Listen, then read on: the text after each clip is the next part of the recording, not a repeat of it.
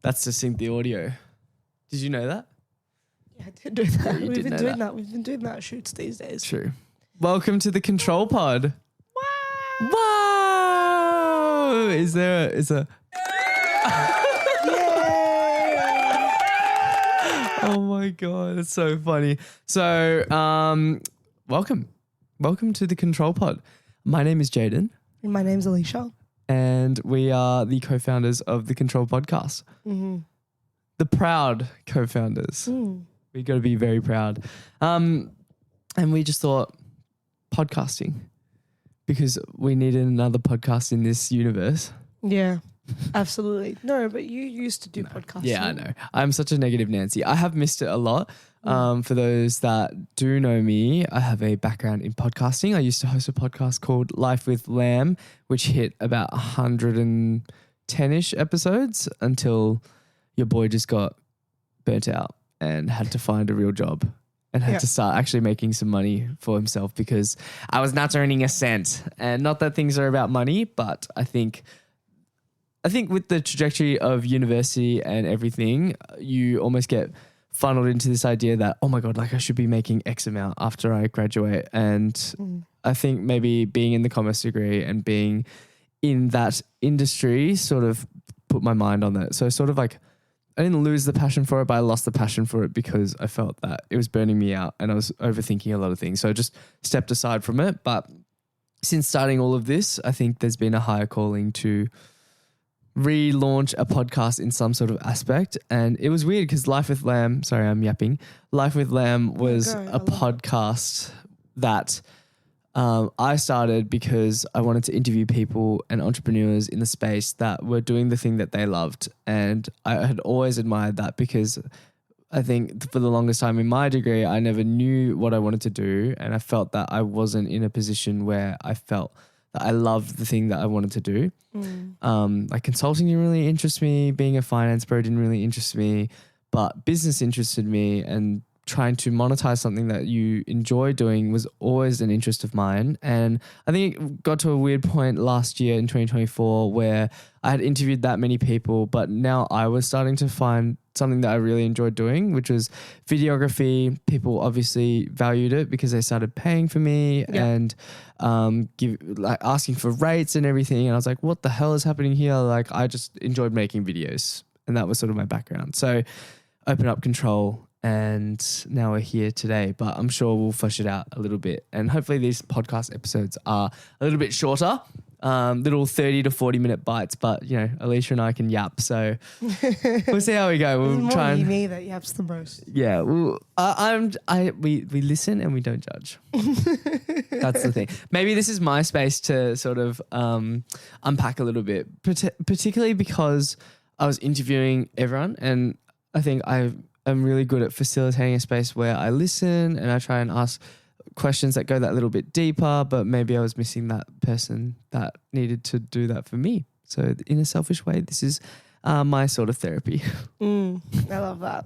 Good. This is a space where we will talk about control, but also about our journey as a couple coming into business together so early on in the relationship and all the ups and downs that comes along with it, but also discussing things like what it was like moving in so quickly and now setting up an office space, which is kind of planned out all in the sort of the right way. Kind of came out really easily, but also that journey is going to definitely be spoken about on this podcast, but also just talking about what social media is like, what social media is like in Australia, but also what an agency owner is like, and also people that are also within the industry can sort of relate to in regards to the ups and downs of the industry.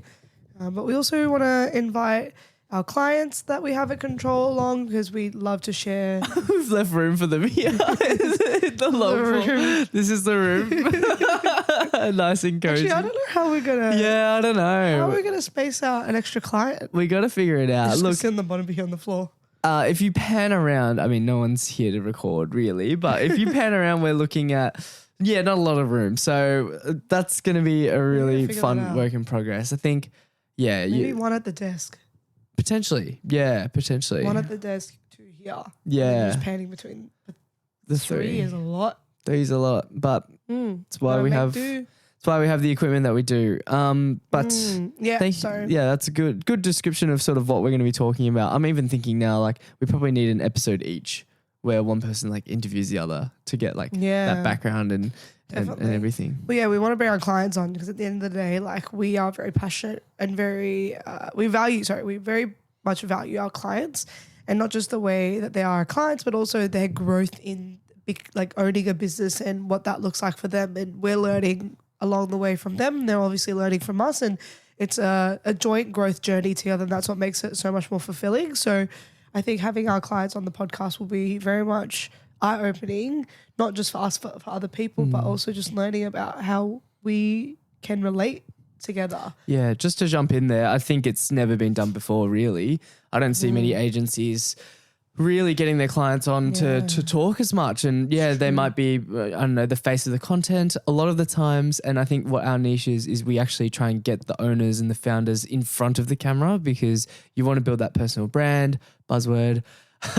And it's super important for a business owner to actually like show their personality, show who they are, so then clients and customers can ultimately view their product as something that they want to purchase, because not only that it's of a service to them, but because they want to support that person that has created it. And I think the thing with agencies and what I've seen is it's very give take sort of thing. Like, you just come in for your shoot, you do that, and then you just deliver your deliverables. But we want to integrate everyone into the process, into how we want to elevate people and allow them to take control over their social media. Obviously, that's like the sort of tagline. But just, I think the whole thing that I'm noticing with small business is I think everyone sort of like silos themselves away from everyone. And it's what I've noticed is, and I was in this camp as well, is you say, oh, you're like, I'm super lonely and this journey is like such a grind, and, you know, people just don't understand the grind. And then you've got 50 other people saying the exact same thing. Yeah. And like, that's what I've noticed recently. Yeah. Why don't they just all connect? Yeah, right. Like it's all about connecting, and the idea of control, obviously, like we will go into the history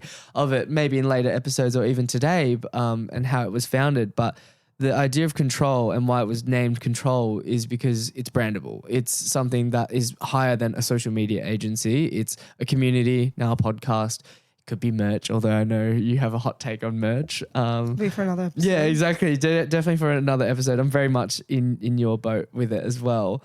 But it's more than an agency. And I think business should always be more than the transaction, because it's cool to make money, it's cool to grow, it's cool to make your 6 figures in a month and everything, which is all over my Instagram page at the moment and TikTok.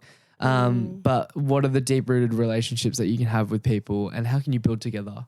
That's always been something that I'm passionate about. Well, we're trying to break out of that tall poppy syndrome that happens in Melbourne, right? Like, we're trying to promote, bring up, encourage, give confidence to anyone who really wants to get into some sort of industry or a business that they've been itching to do for a long time. And again, it's like making sure that they're happy in their life. And as long as we're able to be, we're able to facilitate a part of that, like, you know, that gives us the joy as well, because we're doing what we love every single day, which forever grateful for. 100%. Where to from here? I feel like there's so many different routes, but obviously the first one was sort of like our story, maybe into Control, and then we can do personal stories leading into following episodes. Because I think if we did personal stories, you'd be here for you 10 hours.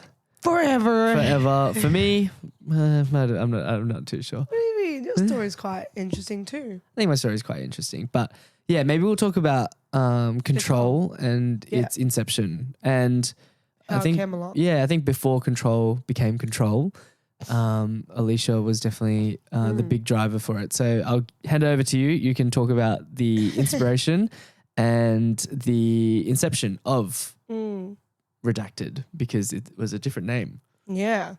So I wanted to obviously get out of that 9-to-5 corporate type lifestyle. I didn't really see myself ever going into a job and just working that 9-to-5 every single day, because I travel a lot. I do taiko. There's a lot of things that I do.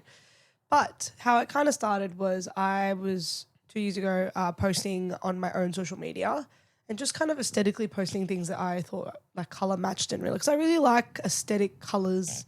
I like spacing of figures in photos, posing. I really like that sort of like grid type thing. You have the eye for it. My OCD Yes. comes in a little bit, but I love that type of stuff.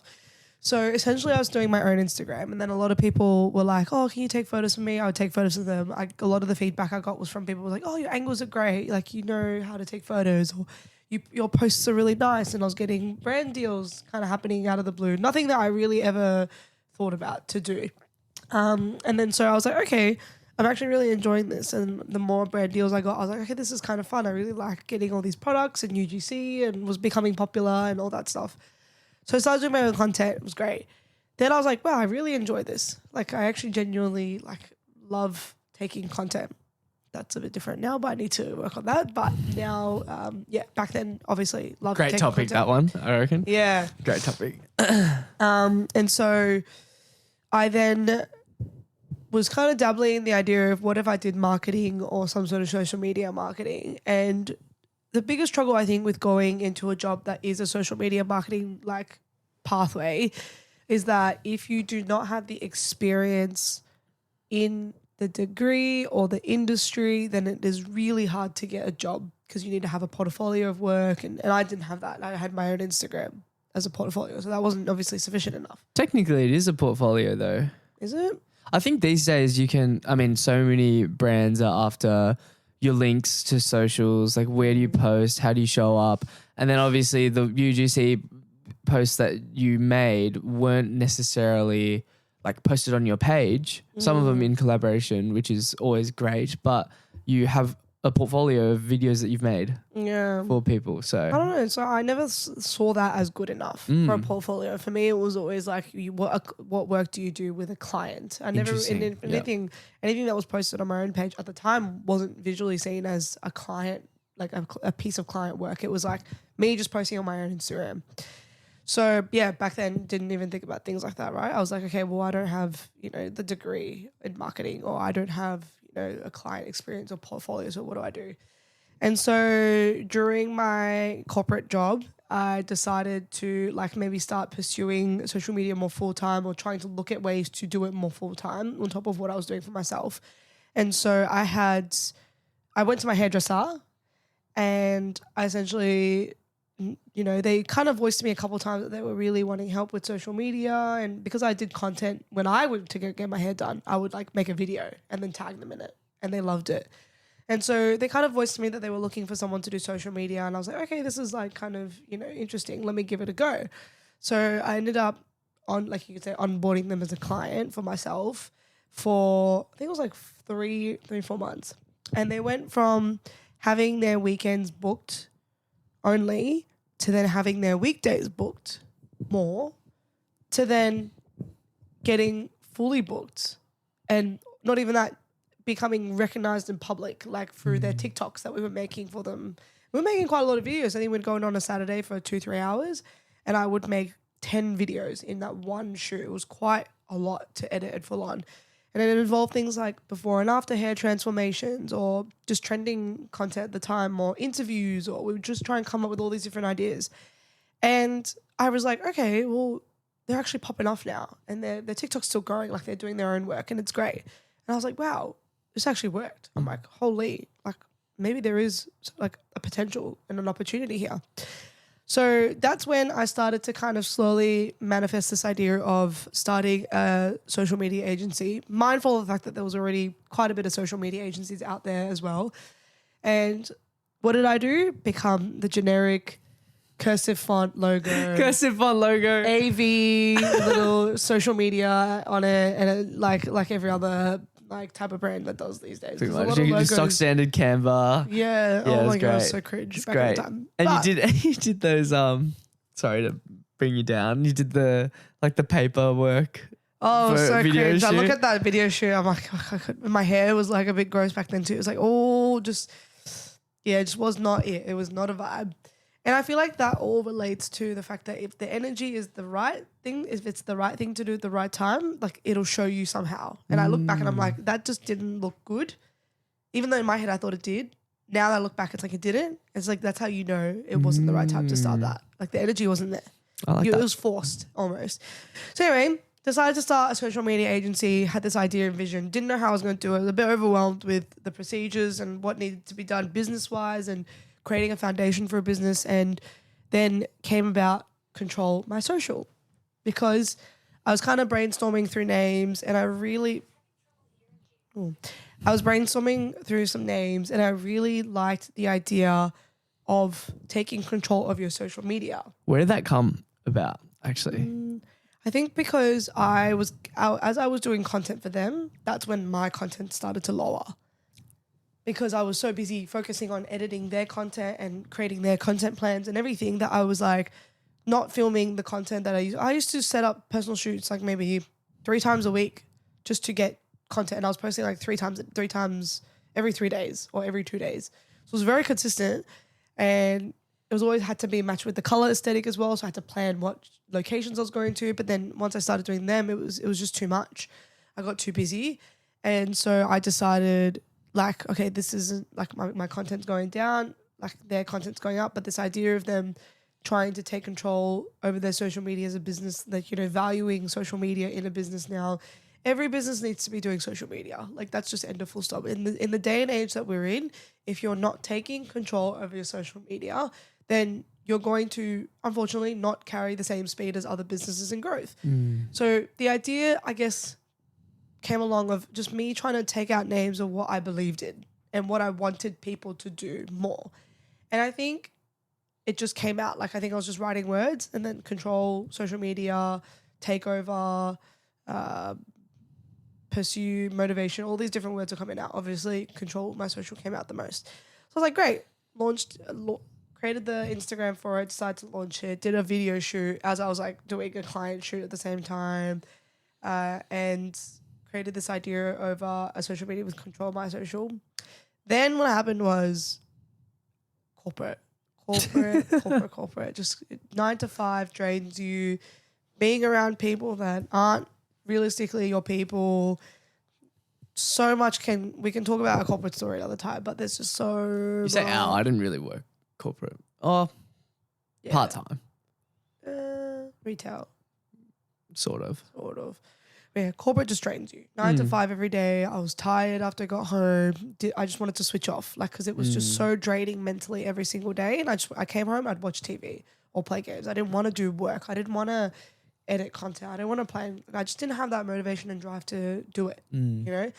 And it wasn't for me like a clear path of that I wanted to do this from the get-go and I'm going to work till 3 a.m. every day and do it. Like it wasn't like that for me. I think I have different avenues of things that I enjoy and when they all come out in a good way, that's what I motivate for. But I can't put myself into one thing and just put like 110% into it. I need to divvy it up into different, because the type of industries that I'm in all require certain amounts of energy in different spaces. So if I do the whole like mentality of even though I had a full-time job and I worked till 3 a.m. on my side project, that wouldn't equate to my other different industries that I work in as well, which is my modeling and tyco. So I can't ever be the person that puts 120% into one thing, because I'm not going to be able to put anything into the others.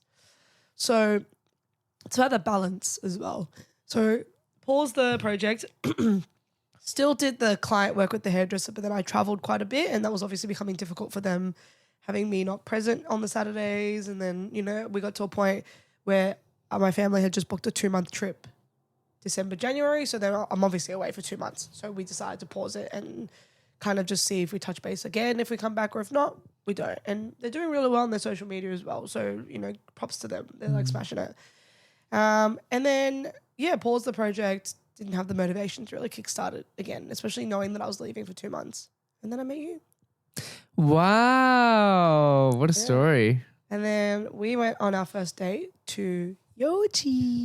Yeah, classic. Yochi. Classic. I went to Yochi for our first date and we were talking about social media, content, videography, my journey, your journey, everything. And you said you wanted to start an agency.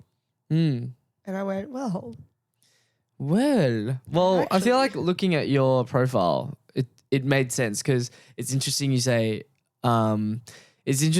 like, oh, you haven't sort of spent every waking moment waiting to start an agency. Like some people are like, yep, this is like exactly what I want to do and everything. And I think like when I first started videography, I wasn't like that. I wasn't like, yeah, I want to own an agency and I want to do X, Y, Z with it.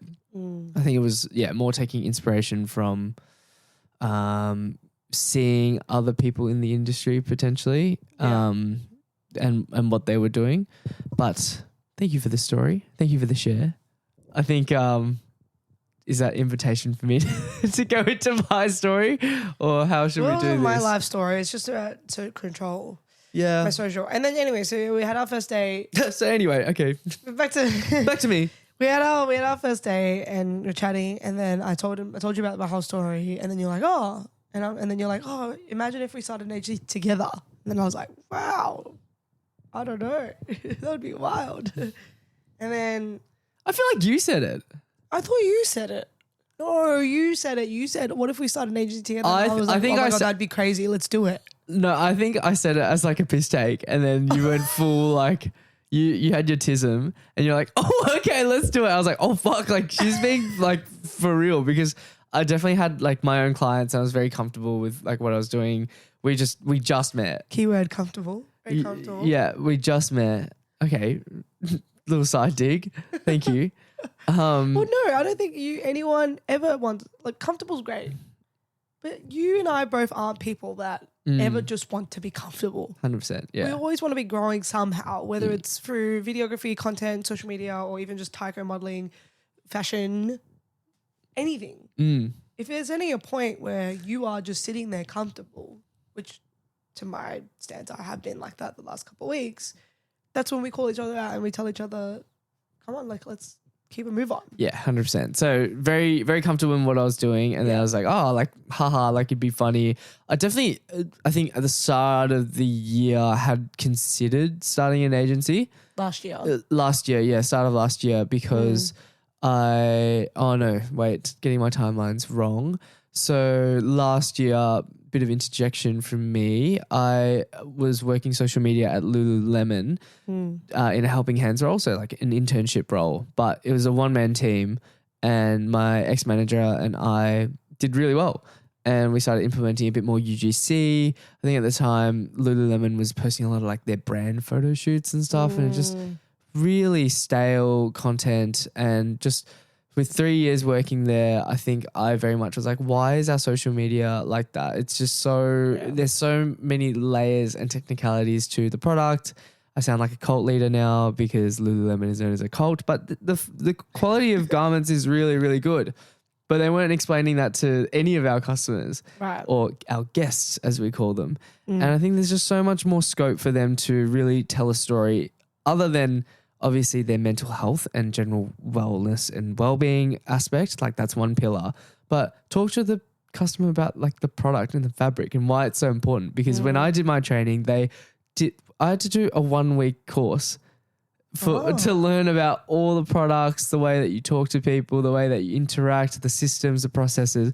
And it's like, obviously you don't share the intellectual property to your customers, but you need to obviously share a story. And that's like where I sort of got my whole thing. But while I was working there, an agency came on board at the same time, and we were sort of working closely, very much under-delivered, respectfully. They just were an iPhone-only sort of agency, really poorly sort of made content, late on deliverables, didn't understand the brand story. Fair enough. The brand guidelines are very specific, so very hard to sort of mash and gel within a 6-month period, but very much not on board. And I'm surprised Lululemon doesn't have their own in-house team. Yep. For such a big organization. Yeah, very interesting. But they let go of their entire creative team as well. Really? Towards the back end of my tenure there. Let go of the brand photographer, let go of the entire graphic design team, and they wanted to merge it towards APAC and have that as one big moving unit, which is Asia Pacific, because Australia falls under that. But anyway, I don't know how much I'm able to share about that, but it was very controversial at the time, and it made me, I like, fair enough what you think, but obviously brands are after this the mullah, and questionable sort of management, because I think when you think that paying someone else's salary is more expensive in the long term than having freelancers come on board, I think that's when you should question, does this management truly understand like the importance of having someone in-house? Probably not. And it was a really weird time. Phone's on silent, please. Thank you very much. My bad. Sorry, I'm a podcast rookie. Yeah. I don't know how this works. Seriously. So it sort of came at a time where I was like, oh, there might be a role to be a potential in-house content creator, because I was doing a lot of their UGC, talking about the products, because I spoke really well about it. Yeah. Because whereas people in head office, they don't know anything about the products, which is the disconnect is like really bad. So real. It is really bad. So I saw that and I was like, okay, cool. Saw the agency. I was like, like very interesting. Like this is very doable. And set out on my little journey. But as we know, I'm not an admin man, and I'm very poor with documents and the whole procedures of things. And that was probably where I hit like a wall, and I very much was like, okay, I'm in a bit of a rut. Like I don't really know what I'm doing. I'm in the process of prepping for a bodybuilding comp as well. Yeah. And sort of just got out of it. I was just like, sort of, let's just get through the bodybuilding comp and then we'll reassess from there. And then just so happened we met sort of a month or so after. I was going to say, what was the timeline between the bodybuilding comp and us meeting? So September 30 was the competition date. We met November 7. Yeah. I believe. Yeah. Is that correct? Yeah. Facts? That's November 7, yeah. Because I talk about how I had the Coldplay. Yes. The year before on November 7th. Yep, 100%. So full circle moment. That was that was legit insane. So yeah, we sort of met through a friend or friends of ours that are not dating anymore, unfortunately. But they sort of just hooked us up, and we have shared a common interest in social media, content creation, and they never put it together. And I'm glad that they did, because now we're together. We obviously met November, and then I was about to jet set to Japan to start of December, and you were also going to Japan sort of end of November, start of December. No, like started like 1st of December we flew. Yeah, 1st of December. I think I was like 5th or something, like literally a few days after as well, which was just insane. And we'd gone on sort of a few more dates after meeting, just hit it off, I think. I know we hit it off. I think I know my threshold for relationships had definitely dwindled. Like it was shortening in terms of like the quality of a person that I wanted. I think I'd been on a few dates after exiting a pretty long-term relationship, and a lot of those dates I was just like, this person's just like not it. This person's just not it. Really? Yeah. And then we met, and then we hit it off, which is great. Bam wham. Bam wham. Yeah, we're in Japan. We were in Japan together, which was insane. Yeah. You showed me the countryside. Can we call it countryside? Well, like Atami. Yeah. Well, I don't even know Atami. I've only been like 3 or 4 times. Nah, but even like where you did the concert as well. Saitama. In Saitama. That's not really countryside. It's just sort of like not big just three. Outside. It's just not big It's three. like almost like South Bank. Even South Melbourne. Even South Melbourne. It's like just outside the city. Basically, it's a non-touristy spot. Or like some people venture out there. It's a normal civilian residential. Of course, it's normal area. Yeah, fair enough. It's not your tourist attraction. No, it definitely isn't. And watched Alisha play taiko, and obviously listening to her story about her experience with it and growing up with it. I think you were able to show me that you can make money, or you can just do the things that you love and still make it work. Whereas I think for a lot of us in Australia, I think a lot of people give up like the sporting dreams, musical dreams, their passions, especially as we go further and further through high school. Your ATAR becomes very important, and then all of a sudden you're looking at university, TAFE. What are you going to do after? It's almost like stepping stones. And unfortunately, at each stepping stone, another hobby, another passion, another dream dies and falls off with it. And then next minute, you're a cog in a system. And I was never aligned with that. And I feel like from a very young age, I definitely saw that. And yeah, you can earn sort of like a modest wage and everything. And, you know, financially, Control is not doing like bits, right? Like we're not smashing it. Like we're not, you know, multi-billionaires and everything, but we're surviving, right? Like we're surviving, we're doing something that we love. And inherently the snowball effect is so real that the work that we're putting in now and the growth that we're experiencing in literally 3 months of operating, I think is going to set us up for the future. And I just feel like the life that is a life by design is a favorable life rather than a life by, society's design is not a favorable life. Damn, Bang, mic drop. Great. But anyway, now we're here and we've moved out, which is crazy. There's a lot going on. There's a lot going on. Like I've never moved out of home, and now I've been moved out of home for 3 months, 2 months. Yeah, 2 months. Even though it's been a bit on and off because you've been traveling and I've been traveling and we haven't really been home. Even then, like I'm here for another month and a half and I'm traveling again. But then after I'm back, it's just really us. So that'll be really interesting too. But yeah. Essentially, we got onto our trips and then I was away for 2 months. That was a very big trip. But I used that as an opportunity to really start foregrounding what I wanted, especially when coming back. And yeah, the social media agency was a full speed ahead challenge for both of us.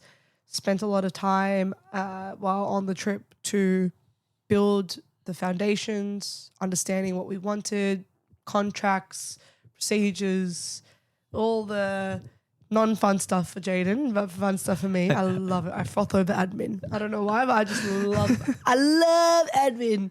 You don't like admin. You're a corporate cog at heart, hey? And we got started and then I came back from a very long trip. Very long trip. Far out. That was straight into long distance for 2 months, basically. No, I think not to recommend, but kind of recommend. I feel like you learn a lot about someone when you're in the honeymoon phase and you're actually not just together. Yeah. Because we weren't physically together. Yeah. But I think emotionally we were able to build a really strong connection with each other. Yeah. Like I was a little bit shocked. I was like, what the fuck is happening? Like you are freaking out right now. Like a lot was happening and very much had to like emotionally console you and everything, which is fine. I'll invoice you later. But yeah, anyway, it's a bit and then here's Control. Relationship. Yeah. And then here's Control. Launched in March 8th. Yes. Which is the same number as our anniversary, December 8th. Yep. March 8th, December 8th. Love it. We ate. Ooh. Gang. And yeah, now we're obviously going to dive, in the upcoming episodes about what Control looks like, what we did step by step, and also just breaking down what our experience has been just as a couple as well, doing this at the same time. And yeah, giving you the real, the raw, the truth. The clients. The community. Things that have not been seen yet. I think so. Hopefully this is a real and raw edge to a lot of the agencies out there. I think I've only seen maybe one other sort of podcast, but it was sort of a subset of, it wasn't really related to the agency itself. Right. It was sort of just run by 2 others. But I think it gives us a chance to sort of show our personality in not just short form, because God, I hate short form now. I think I really don't like short form. I think there's so much more to tell through someone's character and who they are and their values through long form, and which is probably why I was missing a lot of like podcasting and actually like chatting to people, getting an authentic conversation going, because I posted 100 days in a row. Short form videos. That was like, can you give an honest reflection as to like how I was during that period? No, I don't think it was anything bad, to be fair. I think it's like you made a conscious effort of doing it every day. It was great. There were some days where you really didn't want to do it, but you just had to. You know you had to, which shows a lot of your commitment and consistency, taking control over your own social media. Mm-hmm. But I think there was like days where you were just trying to find topics just to find topics, or it just didn't feel as Authentic. real as you planned it to be. Yeah. And yeah. I think, the whole idea of posting 100 days in a row was to, firstly show that commitment and that art of discipline. I think particularly doing bodybuilding and then stepping straight out after, you're like, what the fuck do I do now? Because I don't really have an intention of competing again. Right. I would say. Yeah. Like been there, done that sort of thing. Yeah. And then after that, it was sort of just like going to travel. Yeah. And it wasn't really the art of discipline. Yeah. But you have been on this sort of adrenaline, I feel like adrenaline run your whole life of achieving things all the time, which is to some degree me too. But I think as I've gotten older, I've just learned to accept that life just has its own parts with all the different ups and downs I've had in life. Like, goodness me, talk about all the different things. But for example, like performing in the Opera House last year, big achievement. But if I kept on trying to search or putting in something to make an achievement, it's like, who am I really fulfilling? Is it even myself, or am I just trying to please other people? 100%. So, you get a point where life just continues. Life goes on. I think, sorry to cut you off. I think one of the things I saw, shout out Jackson Guerin. I don't know if you'd be listening to this, but he's an insane bodybuilder. But he said something along the lines of self-fulfillment is not about the amount of money that you make or the amount of fancy cars that you have or how built and shredded you are as a person. Self-fulfillment is enjoying the journey and the process. And it sounds all corny and cliche and everything, but I think, as I get older, turned 23 recently, I think I'm really starting to see the importance of that and starting to see the importance of, it's not about sort of chasing that next milestone or that next checkbox, right? Because as much of an advocate as I was for not becoming a stepping stone chaser where people finish high school, go to uni, get a job, and then retire, and then buy the house, or buy the house, retire. Those stepping stones. I very much was like, finish high school, finish uni, try and make it out as a freelancer, then do bodybuilding as a side quest because I wasn't feeling fulfilled enough or was too comfortable in that position, and then make it as a videographer, and then what's the next sort of challenge? Like I was looking for that next like dopamine hit in the form of a challenge. But now the challenge is how can we grow control and how can we build a sustainable business that is higher than a social media agency, that is higher than both of ourselves, but also at the root of it is fulfilling like myself and my own values and yourself and your own values as well, which I feel like are pretty aligned. So, Very good. Very good. Any concluding remarks for the last little bit? It's pretty good. Pretty good timing, I would say. Yeah. Well, I guess jumping on your 100 days, like for me, I always kept asking you, what are you actually in pursuit of? Like I think a lot of people, even like my friends who are watching your podcast, they will always ask me, what is Jadyn actually in pursuit of? Like I don't even know what he's like. It's good that you're talking about all these things, but what is he actually in pursuit of? There's never been an answer to that. There never has been an answer. What were you in pursuit of? Yeah, exactly. No, so I still can't answer that. That's what I'm saying. Yeah. So, like, where does that direction come to 100? 100 days is great. You want to commit, you want to be consistent, all that. But your topic was in pursuit. But in pursuit of what? Yeah, I know. I think I got a lot of questions about that and I honestly couldn't answer. But we backtrack. Can we just clip that little bit of what I just said? It is like to build control as a sustainable business. And I think I just felt very relieved saying that. Because for the longest time in my life, I haven't felt like I had an answer. And I think for the longest time in my life as well, I felt that I needed to have an answer, but was too scared to come up with that answer. And whether control becomes this sustainable, thriving business or not is to be continued. But at least now I can like hand on heart say that and be proud of it and actually feel that I'm not known as this podcast guy. I'm not known as the bodybuilder, the powerlifter. I'm known as like Jadyn, who's trying to build control and like be a business owner. You should say that that would have been perfect to be like, I'm Jadyn, the entrepreneur. I'm Jadyn, the entrepreneur. No. Oh, sorry, You what? missed it. I'm Jadyn, the entrepreneur. Oh, with a camera. That would have been perfect. True. My bad. Okay, cue that again. Ready? No edits because this is raw. I am Jadyn, an entrepreneur with a camera. Yeah, it's pretty good. I think, yeah, fuck. I am an entrepreneur with a camera. It just so happened that I picked up a camera at a very young age and got quite good at it and really loved storytelling. So how can we build a business out of that? Exactly. Until the next one. I love it. All right. Are you happy to leave it there? Yeah, bye guys. Okay. See you next week. Bye.